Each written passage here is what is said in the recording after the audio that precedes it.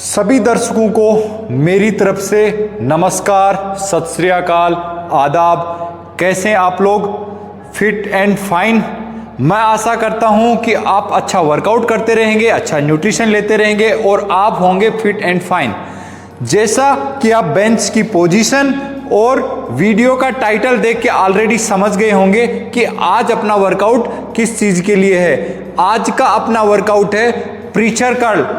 Preacher curl को बेहतर तरीके से किस तरीके से आप परफॉर्म कर सकते हो और आपको प्रीचर कर्ल से बाइसेप को ग्रो करने के लिए अच्छे रिजल्ट कैसे मिले, यही आज अपन देखने वाले हैं।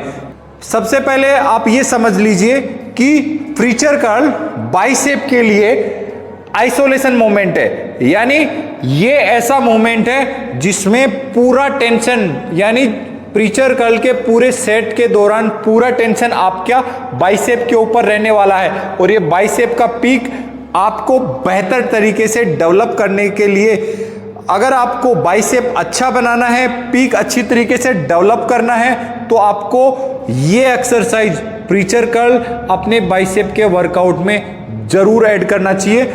अब विदाउट टाइम वेस्ट सीधा आते हैं अपन अपने वर्कआउट वीडियो पे और देखते हैं।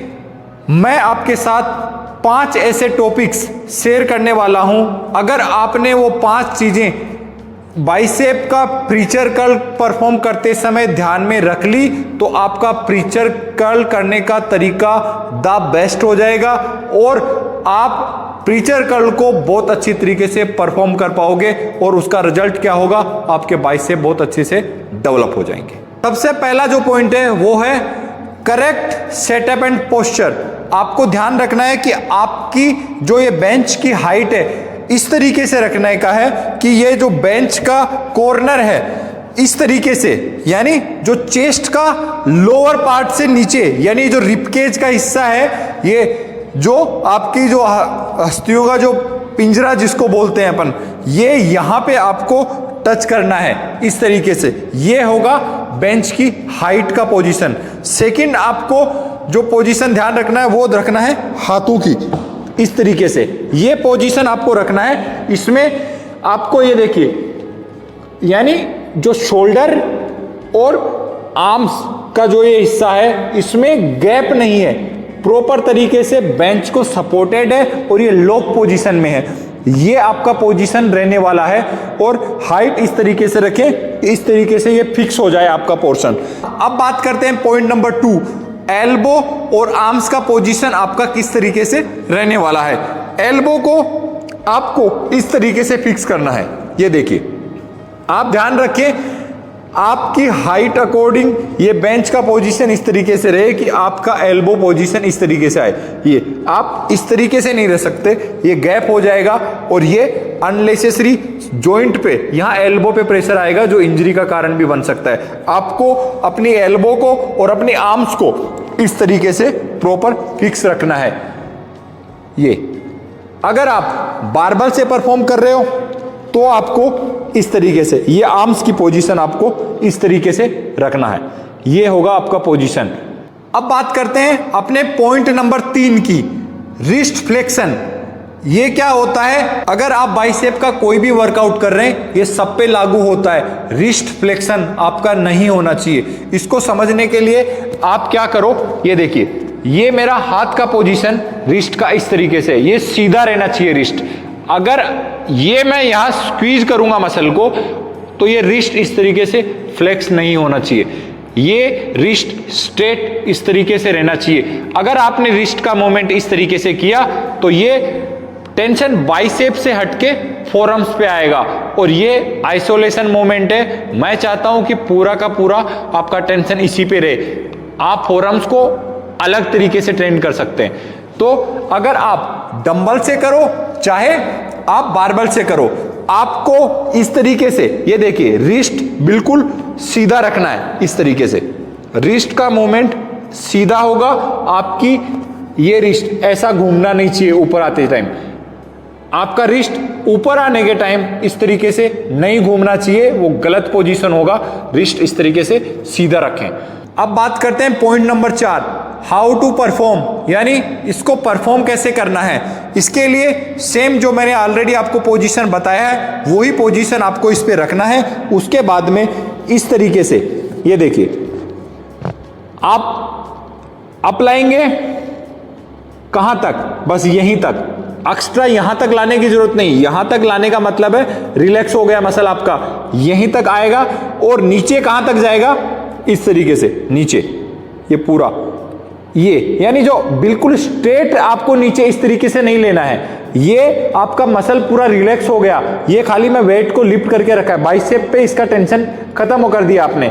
आपका पोजीशन ये नहीं हो सकता, आपका पोजीशन यहीं तक रहेगा नीचे का, यानी बाइसेप पे टेंशन आपका बना हुआ होना चाहिए, वो करेक्ट पोजीशन होगा। और इसको आपको परफॉर्म करते समय क्या ध्यान रखना है, squeeze breath out, down, again squeeze breath out, down. जब डाउन लाओगे तो मूवमेंट थोड़ा धीरे रखना है, यानी पूरा फील करो उस टेंशन को, ये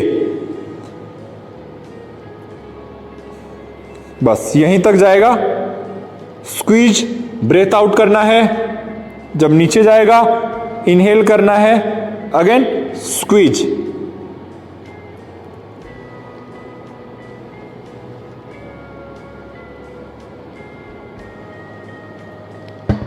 ये है इस एक्सरसाइज को परफॉर्म करने का तरीका, यानी रेंज ऑफ मोशन इस एक्सरसाइज का इस तरीके से रहने वाला है।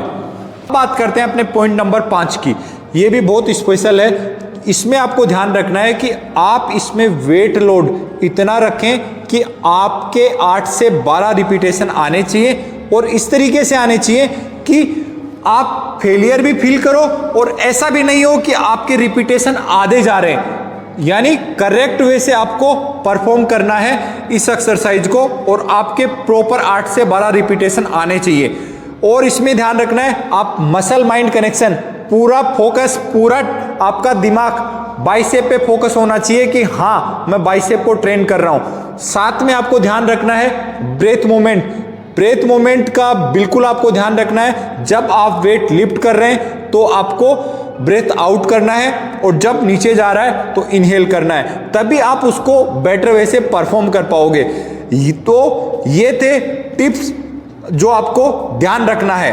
अब मैं आपके साथ शेयर करने जा रहा हूं एक मिस्टेक जो बहुत जन करते हैं और उसकी वजह से इंजरी करा बैठते हैं। वो आपको क्या ध्यान रखना है, हर जिम में फ्रीचर कर्ल का ये फिक्स वाला टेबल नहीं होता है, तो आप नॉर्मल जो टेबल होता है उसको एडजस्ट करके फ्रीचर कर्ल परफॉर्म करते हैं। उसमें आपको ध्यान रखना है कि उसका बेंच का एंगल आप इस तरीके से, ये अराउंड 60 डिग्री का एंगल है, ये ही रखना है आपको।